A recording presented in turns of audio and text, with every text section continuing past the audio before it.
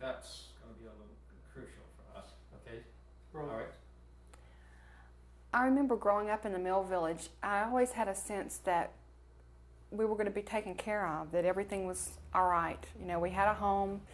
I always felt like my parents would have a job in the mills. And it really lent a lot of security, I think. You know, it felt like we were going to be taken care of. And I remember when I was little, my father worked in the pipe shop in Cannon Mills, and every year they would have a Christmas party for the workers and their families. And I remember so well that Mr. Cannon knew my name, and he knew the name of all the children that were there, and it really felt like a family. You know, it really felt like people were related and working together for the same thing. And after he died, that really changed. I remember very well, my mother especially was so distraught at his death, and he made himself known to the workers. I mean, I remember my mother used to say that he would walk inside the mill and talk to people on their jobs. I mean, he knew people, and I think that made us all feel related somehow. And when he died, everything was changed. I remember my mother wanted us to just drive by the cemetery, you know, later the day after the funeral that happened. We drove by, and it was just sad, you know, everybody was distraught in the whole town. And I think from that point until David Murdoch bought the mill, people were really scrambling for that same sense of security. And one of the things that happened right before the purchase of the mill by David Murdoch is the town decided to become incorporated. You know, up until that time, we had the distinction of being I believe it was the largest unincorporated town in North Carolina, and the folks for once decided that it was important that we sort of put down stakes, I guess, that we have some security in the town itself. So Kannapolis was incorporated along that same time. And then when David Murdoch bought the mill, people were really afraid because many folks were concerned that it might be sold to a foreign company. And it seems like all the security that we had during my years growing up with Mr. Cannon and his leadership, we felt like we'd lost all that. So people were afraid.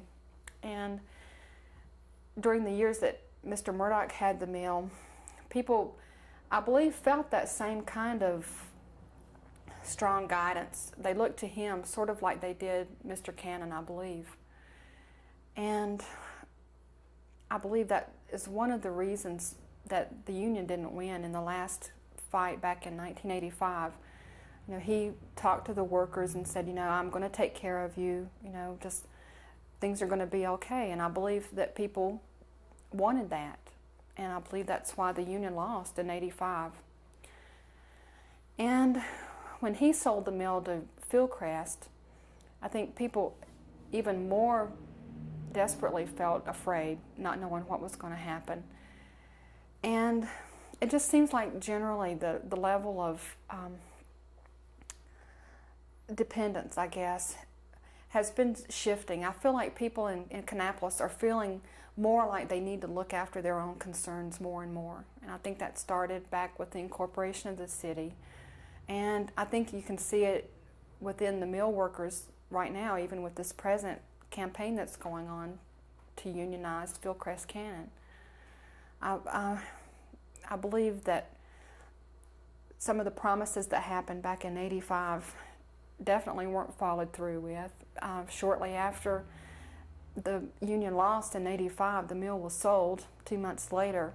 So people were left feeling like they didn't know what was going to happen next. There's nothing to look to anymore. Could you relate all of this to a Union tradition here or a lack of Union tradition when you grew up and in your family? Can we stop filming Sure, for just a minute? Yeah. Go ahead. What were The Union tradition or lack of Union tradition in connection with the mill village and your growing up. Well, I remember growing up, I remember one fight back in probably 1974, I believe it was, there was, that's a copier machine, it sounds like. Back in 1974, I remember there was a union fight then, and I remember feeling very afraid about it. You know, I was much younger then and didn't really have the experience that I do now in understanding how the system works around here, but I was really, really nervous because I felt like nobody knew what was going to happen. You know, it just felt like a really threatening thing. And in 1985, I believe folks looked to David Murdoch in the same way that they had looked to Charlie Cannon, that things were going to be taken care of and that they were all together and they were going to be taken care of and things were going to be all right. But I feel like now, from my experience just talking to people in the community, people are not believing that so much anymore. I believe they understand now more and more that they need to have some voice themselves in speaking out. And I think, just from my perspective, I feel like people that grow up and work in a mill village, they just don't have that experience of being able to speak out on issues. You know, they're afraid because the mill controls so many different areas of our life here. And I feel like people now are just beginning to speak out. I know with Piedmont Peace Project, that's one of the things that we've worked on, is just helping people to feel comfortable, you know, speaking out on issues. And it's a struggle. I've felt that same fear myself, so I know what that's like. Was there, when you were growing up, did you have any knowledge of what happened here in 1934? It's only been within the last year that I've really understood what happened in 1934 with the general textile strike. You know, I've lived in Kannapolis my whole life, but I didn't even know that. I never had a sense that that actually happened. And if I had even heard about it earlier, I'm sure that I would have probably thought that it happened everywhere else instead of Kannapolis. And it's only been within just the last several months that I've understood that it didn't happen here because National Guardsmen came and put the strike down. You know, people here weren't even able to go out on strike. And I never knew that growing up. You know, I've lived here my whole life, and I never had a sense of that. And you mean that there was a big strike, and the National Guards walked the streets and so forth, and you, as a young girl growing up here, never heard about that? You just explained all that. Well, it's only been in the last several months that I've really understood what happened in the 1934 General Textile Strike. You know, I've lived here my whole life, but I never had a sense that that even happened. And if I had, I guess maybe on some level I read about it in a book or something, but I never knew what happened in Kannapolis. And I've come to understand that there was no strike here because the National Guardsmen came at the request of Mr. Cannon and put down the strike. People weren't even able to go out on strike here. You know, and I think that's amazing to me to have lived here my whole life and not even know that. And I've just learned that my father was a boy during those years, and he has memories of that, but he doesn't talk about it very much. And I'm not sure if it's because he truly doesn't remember or that it's hard to remember that, but he remembers National Guardsmen coming, and he tells me that they used to have machine guns set up on top of the mill. And he remembers that. He saw that, but he doesn't talk about it very much. And I think it's hard. I don't know. Maybe it comes from different things. Maybe he feels like it's really hard to know that happened. You know, on one level, he might feel that it was really wrong what the National Guardsmen did. I'm speaking for him. I don't know this, but there might be that kind of feeling from people that came from that period of time that it was an okay thing to do, that you know, the mill was going to take care of them and they were protecting those jobs. You know, maybe they really felt that they were being looked after again. Now, we know we've been all over the South, and we know that for so many people, these were very painful memories. There are two ways of handling pain. Mm-hmm. One is to face it, and the other is to deny it. Could you talk about that? Well, I've come to understand in my reading and my studying this issue that that those were hard years. The strike was a very desperate time for people.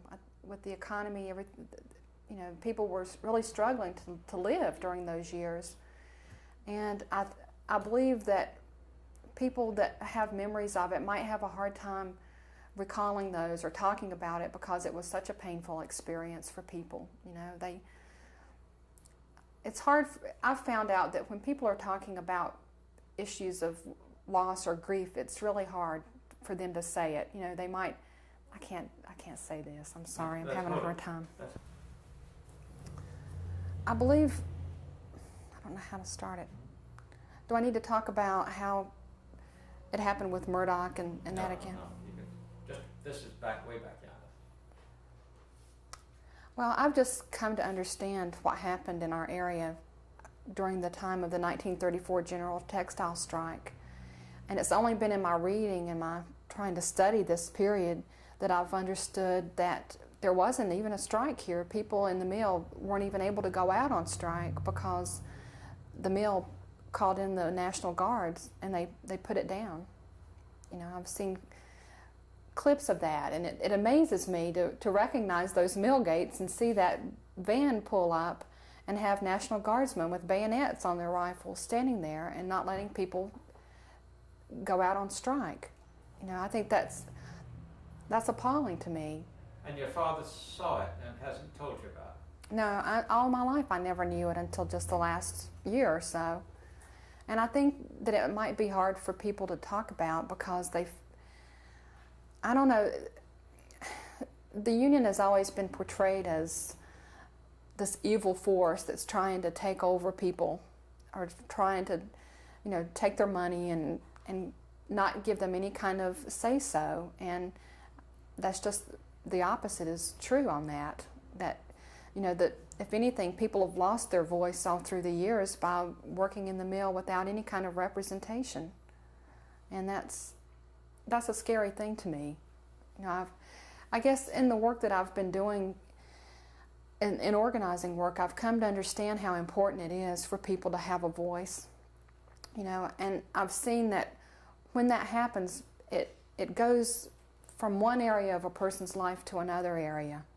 And I think a lot of people get tired of the word empowerment because, I don't know, they may not understand the meaning, but I understand what that means growing up in Kannapolis and not having that experience of being able to speak out on issues, being afraid to, and then finally getting the feeling of self, I guess, or some comfort level anyway, of feeling like, yeah, I do have a right to speak out, and it's important for me to talk about what I'm concerned about. And personally, as a person who lives now in Kannapolis, that's what I hope will happen with the union vote this time. I think it's important for people to be able to speak out. And when they get empowerment in their job, I feel like that it will go to other areas of their life and they'll feel more and more able to speak out about issues that they're concerned about and work for change. Great. Okay. Judy, I think from my standpoint, that's all. I got involved with Piedmont Peace Project about 6 years ago when it was starting. And the reason that I wanted to be involved is because I'd been interested in issues about peace and justice before, but there was no place to do work together with other people to make changes in our area. There was not a peace group, no kind of group that I could be involved with until the organization.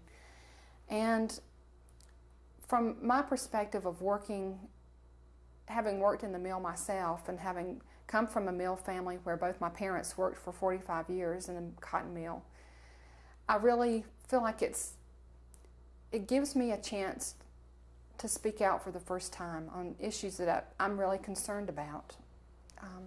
I feel like one thing that Piedmont Peace Project has been able to do we've been able to pull together low-income black and white people in our area to work together on issues of concern. And most of the people that are involved in our organization are textile mill workers. Many of the folks that are involved with us work in the mill now or have worked. I've worked there myself You know, all of the staff people of Piedmont Peace Project have worked in the mills before. So we come from this area, it's our home, and we know what it's like to live here. You know, we didn't come in from the outside and try to make changes or tell people what they needed to do. You know, this is our home, and we're working together to make changes. Is that anything at all like you need? Yeah. Yes, Good. absolutely. Everybody kind of contemplate your navel for 30 seconds.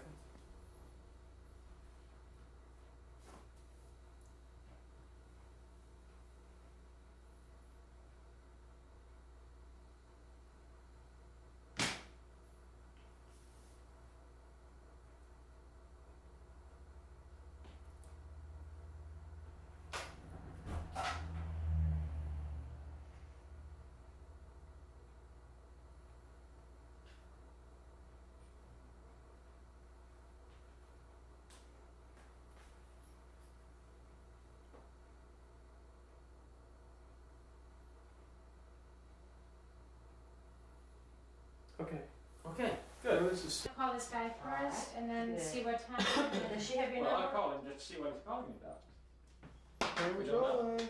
Wait, George. The mill workers thing has a bunch of literature from both sides. I don't know if you want to take a look at it or not, but he gave me his name and number. He knows people inside. So there's Isn't that great? several articles in a magazine that came out today, the Edge magazine, about the. Hagen? Let's see. Is that what that Oh. earthquake? All that vibrations and the clogs, the sounds of the clogs. What, the clock? I can't clock without music. Are you gonna go tonight? I used to- yourself? Of course. That's gonna be crazy, Uh-huh. Can't wait. I have a Yeah, whole I'm truckload of those calling. posters Yeah, I'm gonna bring that in. that have those You know what he nuclear nuclear bombs on them?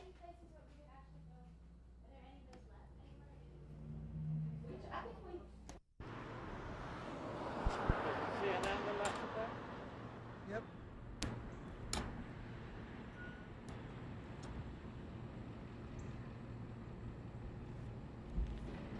You gonna pan over to the building? Oh, I don't think so. It's just a building. I think if you leave it that way, that the audience can fill in the rest.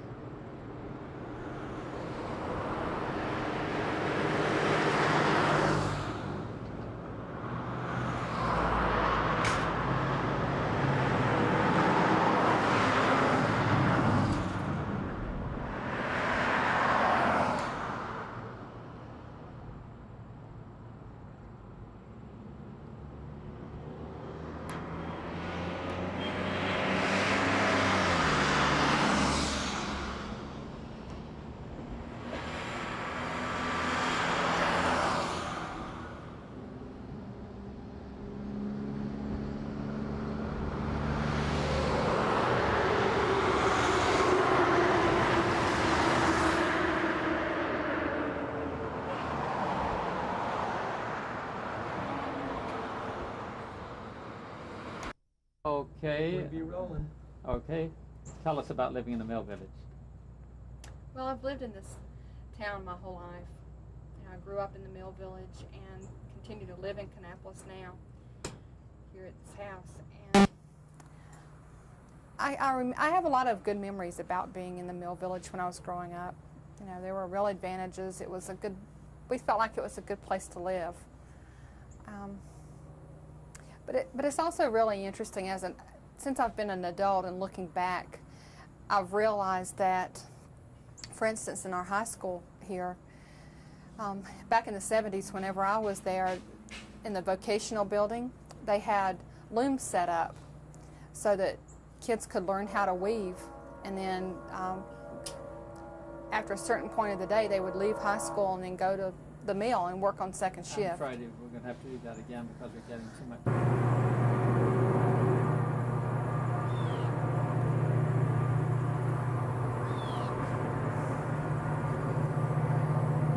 What's your address? Okay. Well, my name is Susan Plyler, and I grew up in Kannapolis and have lived basically all my life in the mill village here. And I have a lot of good memories of when I was growing up.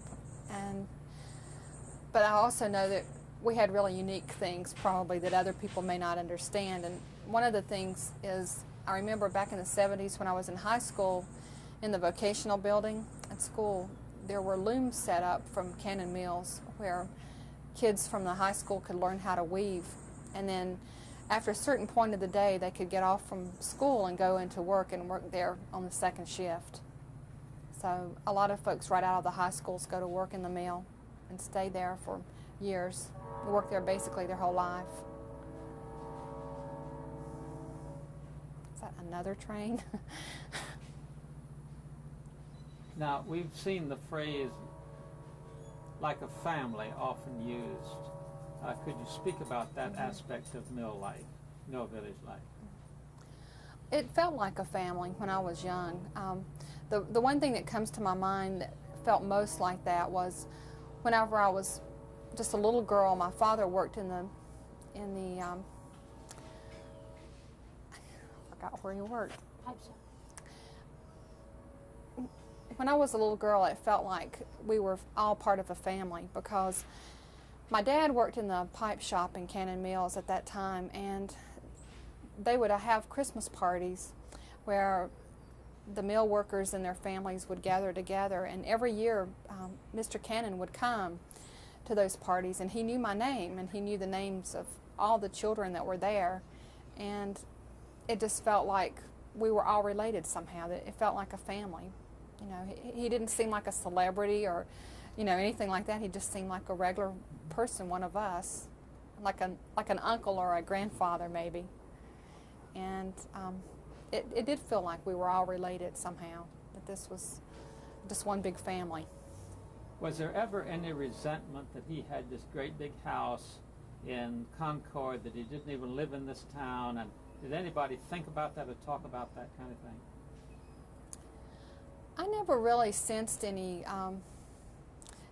feeling mad about that, about how the Cannon family had a big fancy house on Union Street in Concord. I never experienced that. My family didn't talk about that, and I don't remember hearing anything like my neighbors or anybody saying that. It was more like, well, I could remember and I could show you now the house that he lived in if we drove down the street, but I never felt that people were angry about it or felt that it was unjust. It just felt like that's the way it was, that, you know, that's where he lived and this is where we lived. Very good. Now, could you talk about the relationship between your neighbors and how they got along and how they looked after each other's children or whatever happened? We've heard a lot about that in older times. Mm-hmm. It'd be interesting to hear that from somebody of your age. Just say I came along in the 60s or whatever it was. Well, I was growing up in the 60s in Kannapolis, and even early 60s, I can remember that the neighborhoods were generally really close. Usually there were a lot of children, and we all played together. And we were also in and out of each other's homes a lot. And what happened with a lot of mill families is that maybe one parent might work first shift and the other second shift. And there were times when there wasn't a parent in the home, and usually kids pretty much just hung out at home, and then they would go to neighbors' houses a lot. And I know that I can remember having kids come and eating dinner with us or something, or me being in another yard playing and having dinner with them or something. But I think that the phrase latchkey kids that you hear now, I think that there were a lot of latchkey kids in Kannapolis at that time, but nobody really called it that. That was just a natural way, that if your folks worked on second shift, then you just hung out until they came home. And neighbors watched neighbors because you knew each other, I suppose. Oh yeah, the neighborhoods in Kannapolis, the ones that I grew up in, they were always close. You know, that people would visit back and forth at each other's home, and I guess we all looked after each other. Now, in some places in the old days, they kept talking about people, the supervisor ruling the village, and if a girl got in a family way, they would chase the family out of the mill village, or people got used alcohol. Was there anything like that in Kannapolis? I'm sure that we had our share of having families leave for one reason or another if they didn't comply or if they didn't, follow the rules, or if maybe one of the parent. Let me stop a minute and just say, I know a story about a person who grew up in Kannapolis, but I don't know if it's fair for me to say it. Well, if you could do it without attribution. Okay. Well, I think that people, when they were living in the Mill Village, especially during the early 60s and all through those years, there seemed to be an unwritten set of rules. I mean, I was young during that time and I don't remember, but I have friends now who, one in particular, he told me the story about how when he was just a little boy, his father died. He was 9 years old and he had worked in the mill, and when he died, shortly after that, the mill approached his mother and said that they would have to leave. So she had to pack up 5 little children and move to another place. And I never knew that when I was growing up. I never had a sense that happened to anybody, but I've heard stories now. And it saddens me, really, it doesn't seem like a fair thing to do. Now, did they kind of rule your deportment? Again, in some of the older mill villages, they said that you couldn't drink, or if you misbehaved in any way, that the people saw it both plus and minus. They said if the neighbors had a loud party, all you had to do was go and tell your supervisor, and he'd straighten them out. Other people said we couldn't have a party because... I'm sure that there were those kind of rules in Kannapolis where if people were too loud or, didn't comply in one way or another, that they'd have to leave. It seems like that was the kind of thing that just got took care of, and maybe I don't remember having a strong sense of that growing up, but I feel sure it probably happened. But I guess as far as things getting taken care of, that just was the feeling in general, that people would be looked after, that things would be taken care of, that it would just, everything would happen the way it was supposed to happen. I remember feeling that really strongly when I was growing up. Okay, now, is there anything else holding? Okay. Let this guy move his car. Yeah. Well, I grew up in Kannapolis, and like so many other folks, I just never had any experience about speaking out about issues that I was concerned about. And I guess the thought of doing that was really scary to me because, for one thing, it just never happened. People didn't do it here. And when I first started thinking about being involved in an organization that would take a public stand about issues, it was really scary to me because I thought, well, I'm going to get in trouble. People won't like me anymore, And the more I thought about it, I just felt like it was so important to do that it was, I guess, worth the risk. I just felt like it was an important thing to do. And when I got involved with Piedmont Peace Project, it helped me be able to see how much better it is for us when we're able to join with other people that are concerned about the same kind of issues and be able to speak out about it. You don't feel like you're by yourself anymore. And with me, I think it helped me be strong enough to make my own changes. It helped me look at the family issues that I had growing up and how that affected my life as an adult. And in some ways, I guess, getting involved in doing organizing work and knowing how strong that is when we're able to speak out about issues that we're concerned about, it helped me be able to deal with issues in my mother's care. She's disabled and in a nursing home, and it helped me be strong enough to fight for her to be at a good place. And it also gave me the strength, I guess, as an adult to be able to say, well, I can do things on my own. I want to go back to school, and I'm doing that now. And to me, it might not seem related, but it is in me, because I think being